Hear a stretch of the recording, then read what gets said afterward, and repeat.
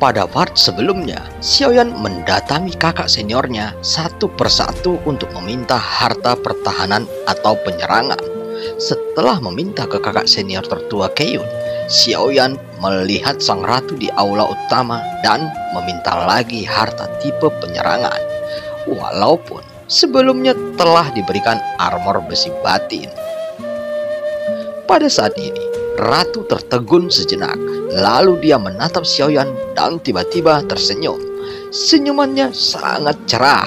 Wajahnya yang cantik terlihat sangat indah hingga tak terlukiskan.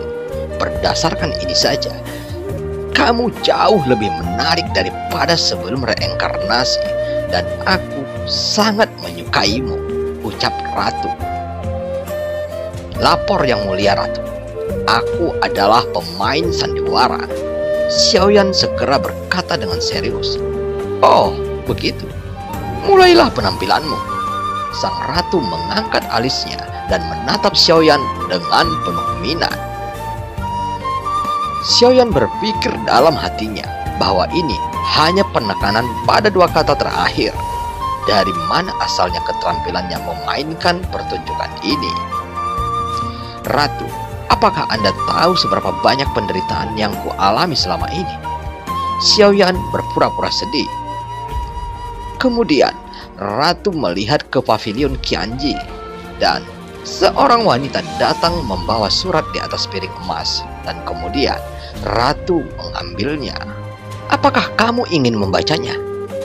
Kamu dapat memeriksa apakah ada kesalahan, kata ratu dan menyerahkan gulungan itu kepada Xiaoyan. Xiaoyan juga sedikit penasaran, lalu mengambil gulungan itu dan memandangi gulungan itu dengan serius.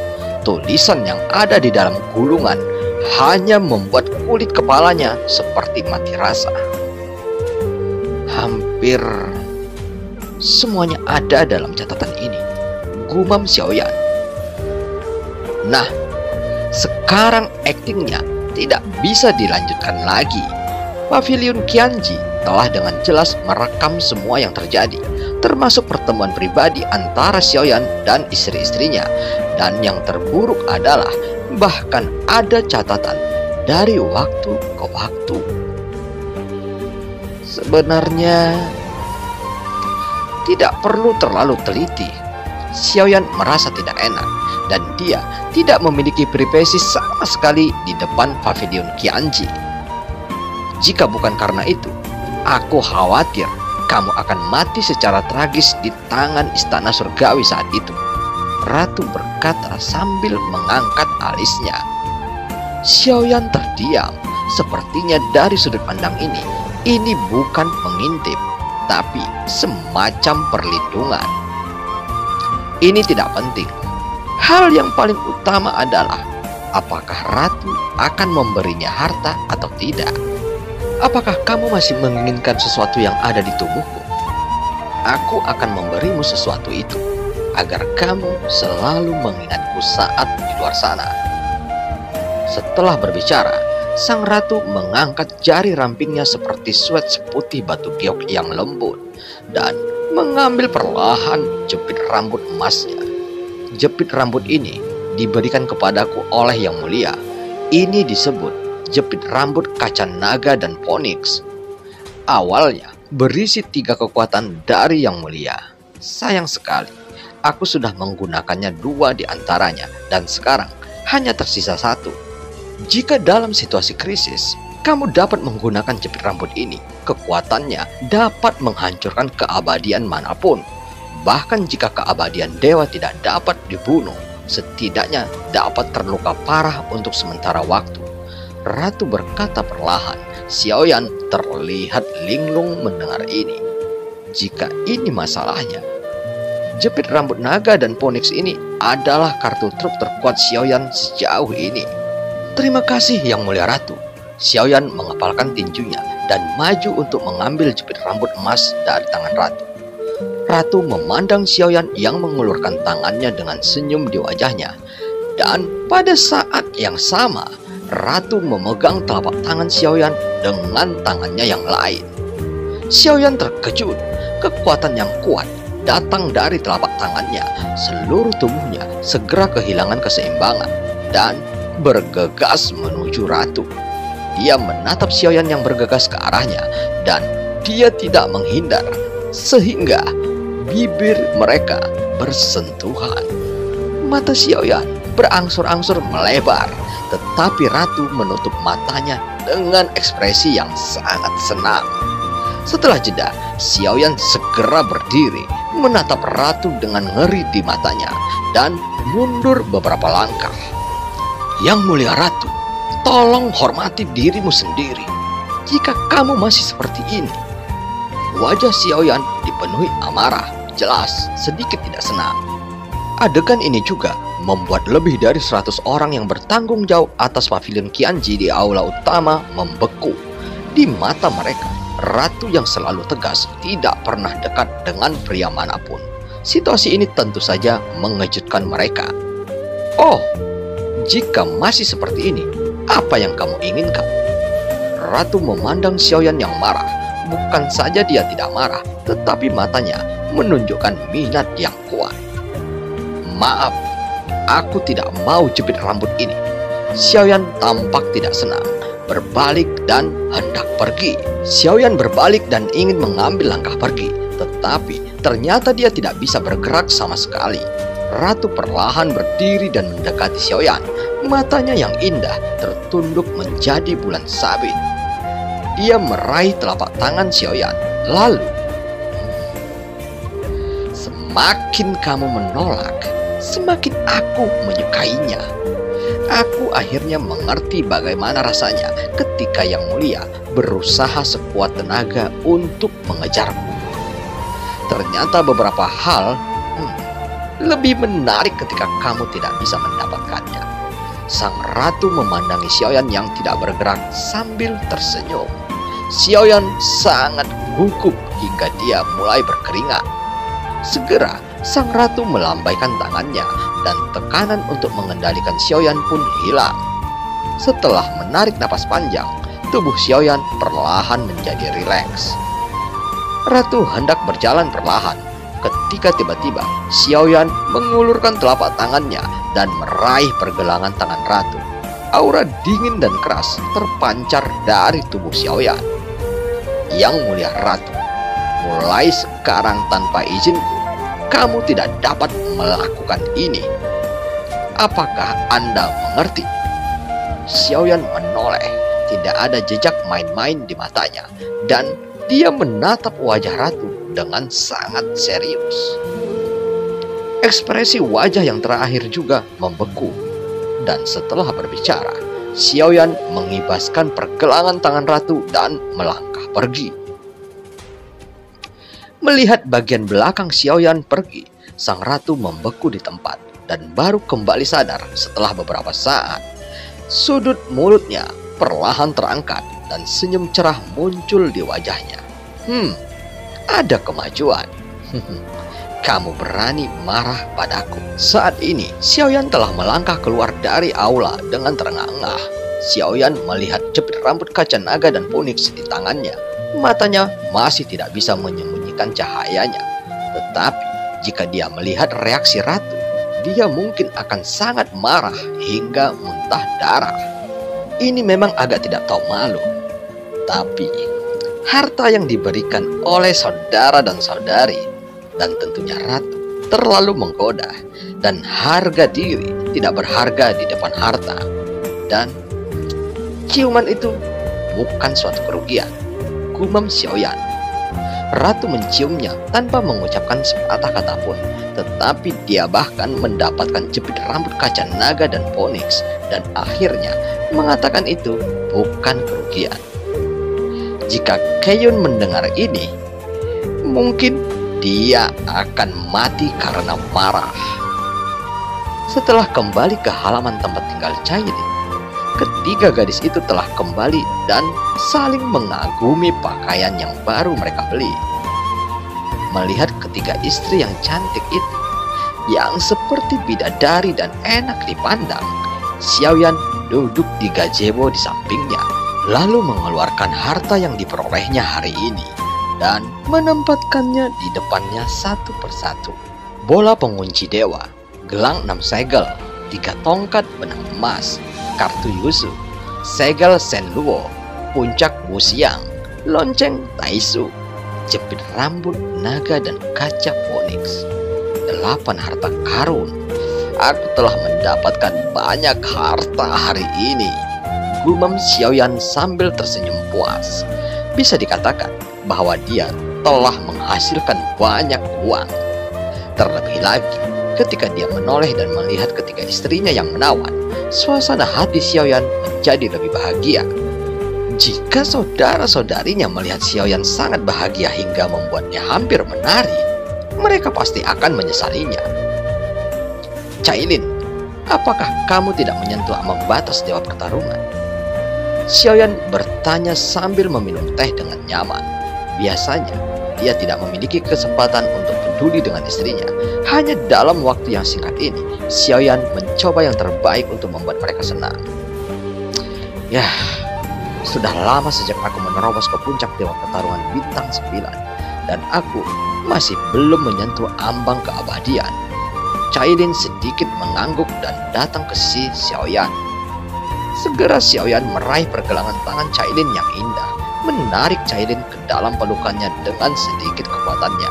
Telapak tangannya mengembara di sekitar pinggang lembut Cailin, dan napas mengalir ke tubuh Xiaoyan di sepanjang telapak tangannya. Terlalu cepat. Xiaoyan menggelengkan kepalanya. Apa yang terlalu cepat? Cailin bingung. Kamu meningkat terlalu cepat dan energi abadi di tubuhmu terlalu cepat tumbuh. Jadi kamu belum bisa menyentuh ambang batas dewa pertarungan untuk waktu yang lama. Setelah Ki Asal ditekan, kamu akan memiliki kesempatan untuk menerobos keabadian. Jika kamu tidak dapat menemukan seseorang untuk melatih tanganmu, Rancang adalah pilihan yang paling terbaik. Xiaoyan tersenyum, tetapi dia tidak tahu bahwa setelah mengatakan ini, Rancang sebenarnya telah melewati ratusan tahun penyiksaan Cailin. Bagaimana dengan Qinglin dan kamu? Xiaoyan memeluk mereka satu persatu, merasakan atmosfer dan ada yang salah lagi. Pada saat ini, Cailin berbaring di sebelah kiri Xiaoyan. Xiaoqi berbaring di sebelah kanannya, dan Qinglin berbaring di dada Xiaoyan. Bagaimana rasanya? Ya, seperti inilah rasanya bahagia.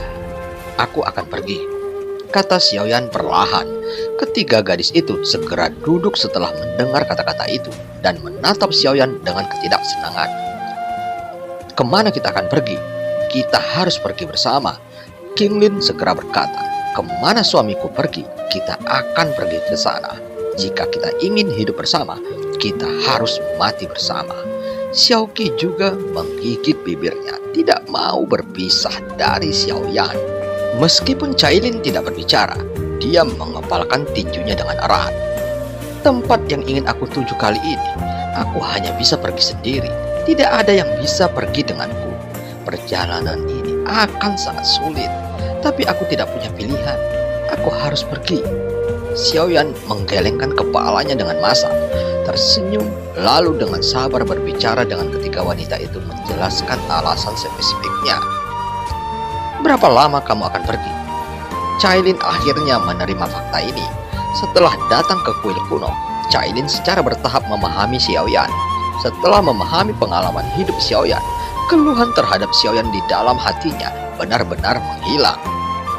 Sesegera mungkin, waktu sangat berharga saat ini. Xiaoyan menghela nafasnya. Dia benar-benar ingin berhenti dan beristirahat sejenak, bahkan untuk beberapa tahun saja. Tapi Xiaoyan mengerti bahwa waktunya saat ini bukan lagi milik dirinya sendiri, tetapi milik seluruh sensi. Kali ini penindasan istana surgawi membuat Xiaoyan merasakan urgensi untuk meningkatkan kekuatannya. Waktu hampir habis. Karena ini masalahnya. Jangan biarkan dia pergi dengan mudah. Cailin tiba-tiba menatap Xiaoyan. Lampu merah berkedip di matanya. Xiaoyan hendak bangun, tetapi segera dilempar ke bawah lagi. Jangan! Jangan. Ini di luar kendalimu. Dan edisi bercocok tanam pun dimulai lagi. Setelah waktu yang tidak diketahui pasti, akhirnya edisi perbaikan pertanian pun selesai dan Xiaoyan menyeret tubuhnya yang lelah keluar dari pavilion. Sebelum pergi, aku harus mengucapkan selamat tinggal kepada Leji dan lainnya untuk terakhir kalinya, kata Xiaoyan. Kemudian, di salah satu rumah di alam dewa kuno, Xiaoyan berjalan perlahan ke dalam rumah besar di tengah tawa dan tawa yang terdengar di dalamnya. Xiaoyan, tuanku. Saat Xiaoyan memasuki rumah, mata semua orang memandangnya. Leji dan Dong Haiyuan sangat senang. Sudahkah semua saudara berkumpul?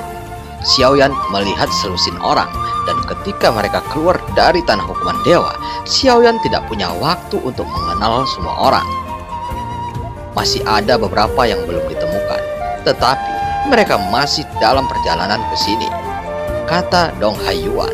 Sosoknya yang tinggi selalu memberi orang rasa penindasan yang kuat. Oke, terima kasih selama ini. Di sini aku ingin bersulang. Karena kalian telah datang ke Sensi, kalian adalah anggota dunia Sensi. Meskipun pertemuan ini agak terlambat, tapi itu tidak mempengaruhi suasananya. Aku menyambut baik kalian atas nama Sensi. Xiaoyan datang menuju meja dan mengangkat gelas anggur. Semua orang tercengang sejenak, dan segera setelah ada tawa keras, mereka menyambar gelas anggur Xiaoyan dan langsung menyerahkan sebotol anggur kepada Xiaoyan.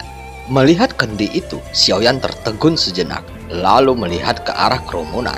Matanya memancarkan cahaya terang dan berteriak, "Sialan!"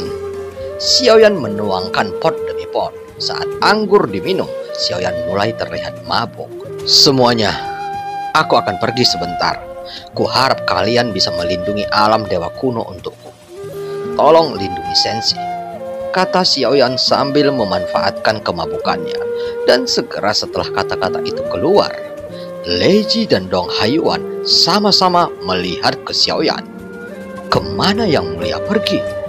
Aku bisa menemanimu.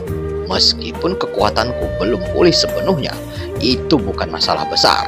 Dong Haiyuan menepuk dadanya dan berkata, aku akan meninggalkan Sensi dan pergi ke dunia tanpa pemilik. Orang lain mungkin tidak mengerti, tetapi orang-orang dari dunia tanpa batas mengerti. Karena mereka telah mengalami kehancuran dunia mereka sendiri, dan mereka sangat jelas tentangnya. Apa? Yang mulia, Anda ingin pergi ke dunia tanpa pemilik? Dong Haiyuan berkata dengan heran. Bahkan Leji tiba-tiba berdiri dan menatap Xiaoyan dengan gugup. Jangan gugup, dunia tanpa pemilik bukanlah neraka. Apa yang kalian takutkan? Xiaoyan berkata sambil tersenyum. Tuanku, Anda tidak tahu dunia tanpa pemilik, di mana banyak penjahat yang ditinggalkan dan diasingkan oleh dunia, dan tingkat bahayanya sebanding dengan neraka. Dong Haiyuan berkata dengan sangat serius. Leji juga mengerutkan keningnya. Tidak ada pilihan. Xiaoyan menjawab, kalian juga telah melihat bahwa ada terlalu banyak orang di Sensi yang ingin membunuhku. Sebelum menjadi keabadian, aku tidak punya ruang di sini. Aku harus pergi ke dunia tanpa pemilik untuk mencari jalan menuju keabadian. Xiaoyan melanjutkan. Dong Haiyuan dan Leji terdiam ketika mereka mendengar kata-kata itu. Tapi tanah tak bertuan. Dengan kekuatanmu saat ini, pergi ke sana, aku takut. Dong Haiyuan bergumam, dan dia secara alami melihat dan menilai melalui kekuatan Xiaoyan. Kekuatan awal Dewa Petarung Bintang 7. Tempat seperti ini, aku khawatir akan sangat sulit untuk bertahan hidup. Tidak apa-apa, ayo minum dan minum lagi. Kalian hanya perlu membantuku menjaga alam dewa kuno. Jangan khawatir, aku punya rencana sendiri. Xiaoyan memandangi Leji dan Dong Haiyuan yang gugup dan tersenyum. Meskipun Leji dan Dong Haiyuan berasal dari dunia lain, ketika mereka menatap mata Xiaoyan, mereka sangat khawatir. Terutama Leji. Bawa aku, Leji memandang Xiaoyan dan berkata dengan sangat tegas, "Kecepatan pemulihan kekuatanku semakin cepat sekarang. Mungkin aku bisa menembus keabadian dan aku pasti akan membantumu. Aku khawatir tidak akan dapat pergi ke tempat yang dikunjungi Tuan. Untuk pergi ke dunia tanpa pemilik, seseorang harus melewati persetujuan pohon dunia. Jelas tidak satu pun dari kita." Xiaoyan juga mengangguk. Dong Haiyuan tahu banyak, termasuk pohon dunia. Lagi pula, dia pernah menjadi orang kuat abadi di dunia tanpa batas. "Kakak Dong Haiyuan benar. Aku hanya bisa melakukan perjalanan ini sendirian. Tidak apa-apa. Aku punya klon dari dewa asli. Mungkin aku bisa mengembalikan kekuatan klon dari dewa asli." Xiaoyan sedikit mengangguk.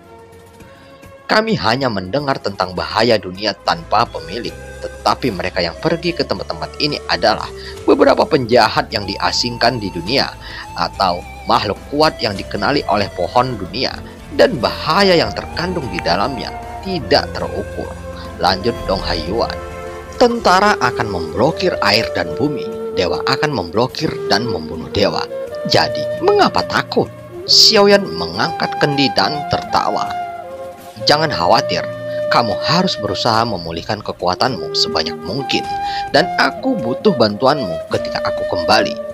Setelah itu, Leji dan Dong Haiyuan tidak banyak bicara, dan setelah membawa puluhan orang keluar dari tanah hukuman dewa, kekuatan mereka turun drastis. Tapi untungnya, seiring berjalannya waktu, kekuatannya terus meningkat. Namun, Leji dan Dong Haiyuan memahami bahwa akan sangat sulit untuk menembus keabadian di dunia sensi. Dunia sensi memiliki masalah internal dan eksternal, dan situasinya tidak mendukung. Dalam hal ini, kekuatan keabadian hanya milik makhluk sensi itu sendiri. Mampu datang ke dunia sensi dari tanah hukuman dewa tidak diragukan lagi memberi mereka kehidupan kedua. Jadi semua orang sangat berterima kasih kepada Xiaoyan. Mereka bersulang dengan sangat antusias dan segera membuat Xiaoyan mabuk. Tampaknya ada tempat di mana Guntur berkumpul di dunia dewa kuno ini, yang berisi energi kuat yang dikumpulkan oleh Guntur dari langit dan bumi. Sebelum kamu pergi, kamu sebaiknya memperkuat tubuhmu terlebih dahulu. Sambil minum, Leji berkata perlahan, "Tempat Guntur berkumpul." Xiaoyan segera menghilangkan pengaruh alkohol setelah mendengar ini, dan Leji sedikit mengangguk. "Seharusnya itu di utara. Aku bisa merasakan ada kekuatan Guntur yang kuat di sana," kata Leji. Xiaoyan segera berdiri ketika mendengar kata-kata itu, dan tidak ada yang lebih penting saat ini selain meningkatkan kekuatan fisiknya. Dan juga kondisi avatar iblis abadi sangat buruk sekarang. Akan lebih baik jika dia dapat menyempurnakan inti Guntur Void. Setelah Xiaoyan menggenggam tangannya, dia berpamitan pada semua orang, lalu menuju ke kuil kuno. Dia awalnya ingin bertanya pada ratu tentang situasi tertentu, tetapi setelah memikirkannya sebentar, dia mungkin akan dimakan oleh ratu lagi. Jadi dia langsung mencari saudara Rancang. Mereka pasti sangat mengetahui tentang alam dewa kuno. "Kakak senior, apakah kamu tahu tempat Guntur berkumpul di alam dewa kuno ini?" ucap Xiaoyan. "Tempat Guntur berkumpul?" Rancang segera tampak berpikir setelah mendengar apa yang dikatakan oleh Xiaoyan. Xiaoyan mengangguk dan berkata, "Aku tidak tahu apakah ada tempat spiritual seperti itu di alam dewa kuno, tapi aku ingin menggunakannya untuk meningkatkan kekuatan fisikku." Hanya ada satu tempat di alam dewa kuno yang memiliki kekuatan Guntur. Penjara Guntur mengandung kekuatan Guntur yang sangat menakutkan, tapi memang bisa digunakan untuk meningkatkan kekuatan fisik. Beberapa penjahat ditahan di sana. Jika adik laki-laki ingin pergi, aku bisa membawamu ke sana. Rancang menunjukkan senyum yang sederhana dan jujur. Dia sangat tulus kepada Xiaoyan dari awal sampai akhir. "Kalau begitu, aku akan merepotkan kakak senior Rancang." Xiaoyan mengepalkan tinjunya. "Tapi saudara junior harus berhati-hati. Ada beberapa orang berdosa dari semua lapisan masyarakat di penjara Guntur. Mereka bukan orang baik. Rancang berdiri dan membawa Xiaoyan keluar dari loteng. Xiaoyan mengangguk dan Rancang tidak terlalu khawatir. Lagi pula ini di alam dewa kuno dan para pendosa yang dipenjara di penjara guntur tidak akan berani melakukan apapun pada Xiaoyan. Setelah selesai berbicara, mereka berdua berdiri dengan gagah dan berubah menjadi dua pelangi panjang menuju ke utara alam dewa kuno. Lembah alam dewa kuno juga sangat luas dan itu adalah alam kelas atas yang asli. Tepatnya, status alam dewa kuno benar-benar melampaui alam kelas atas, termasuk sumber daya alamnya yang semuanya adalah eksistensi tingkat atas. Setelah beberapa lama, apa yang muncul di depan Xiaoyan adalah aula penjara guntur yang seluas 1000 kaki, melayang di udara dan di atasnya ada awan petir hitam dan tebal yang menutupi langit.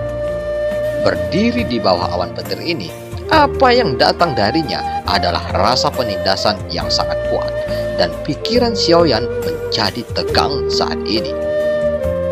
Di luar aula penjara guntur, ada ratusan penjaga yang menjaga tempat itu.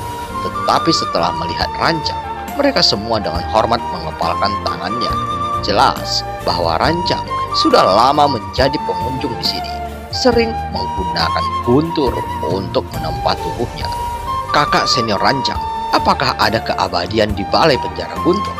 Tanya Xiaoyan. Ya. Tapi setelah masuk ke sini, kekuatan abadi mereka akan dicabut. Tetapi kekuatan mereka jauh lebih kuat daripada dewa petarung bintang 9 biasa, jawab Rancang. Jika adik laki-laki khawatir, aku bisa masuk bersamamu. Dan mereka tidak berani melakukan apapun dengan Rancang berkata perlahan. Dan Xiaoyan menatap Rancang. Kekuatan kakak senior Rancang juga meningkat pesat, dan dia telah menembus ke dewa petarung bintang 5 begitu cepat.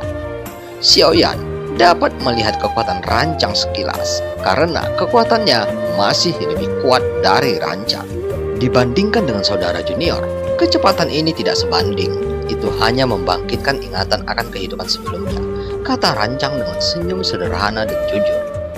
Membangkitkan memori kehidupan masa lalu? Mengapa aku tidak bisa membangkitkan memori kehidupan masa lalu? Xiaoyan sedikit bingung.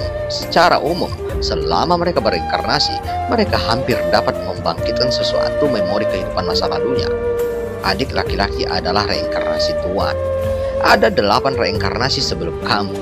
Tak satu pun dari mereka membangkitkan ingatan Tuan. Seharusnya Tuan sengaja menghapus ingatannya sebelum reinkarnasi, ucap Rancang. Jelas, dia juga memiliki pemahaman tentang ini.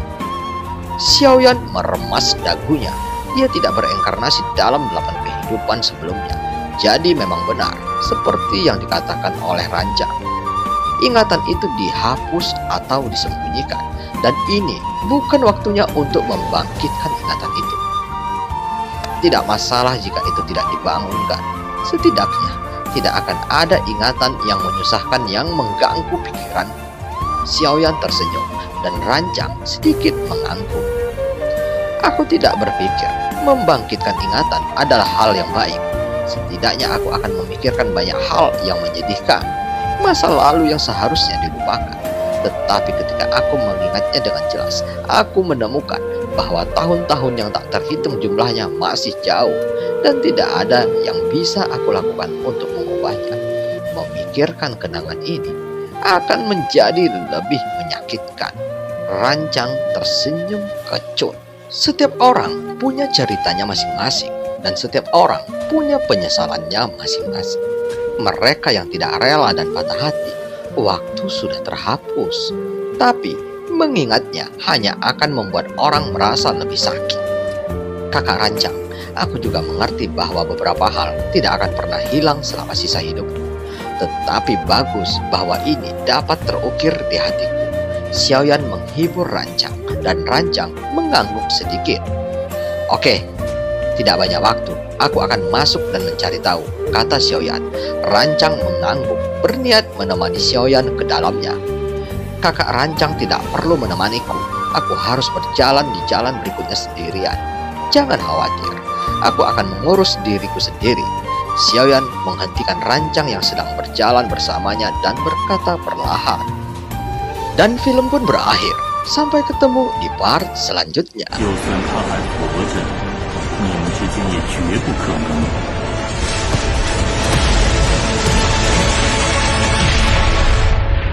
加玛帝国云岚宗，我萧炎回来了。